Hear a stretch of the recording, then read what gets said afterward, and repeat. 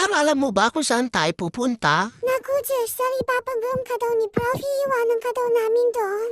Umalis nga kami ngayon dahil papagupitan ko si Chester. O iiwanan ka na namin dito ni Pilar ha, magpapakabait ka dito.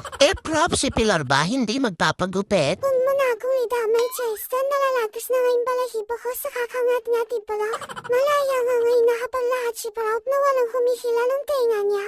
Prof, araw mo ngayon sa susunod araw naman ni Jester. Huwag mo kong umpisahan, Pilar ha. Kayang-kaya kitang iligaw. Tandaan mo, wala ang kakampi mo rito. At ayan, hiningal lang ako matanda sa kakalakan.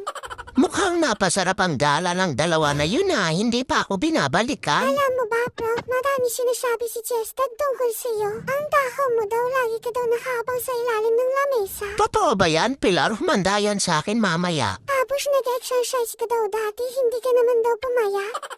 Halika, bilisan mo, Pilar, kukomprontahin ko si Chester. Ang galing talaga ng idea ko, binalikan na agad namin si Chester. Oh, buti naman naalala niyo pa akong balikan. Magpasalamat ka sa akin, Chester, kung hindi dahil sa akin, hindi ka nababalikan ni Pro.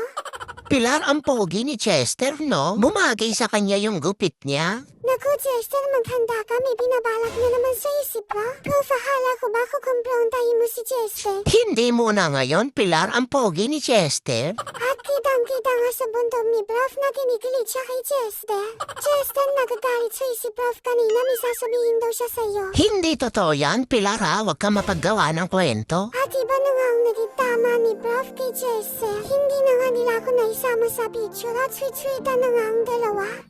Oh, Pilar, masyado ka ng madaldala. Tatahiin ko yung bibig mo. Alam mo ba, Chester, marami sinasabi si Prof kanina. Ang duwag mo daw hanggang tenga lang naman daw ang kaya mong silasin. At saka ang laki daw ng mata mo.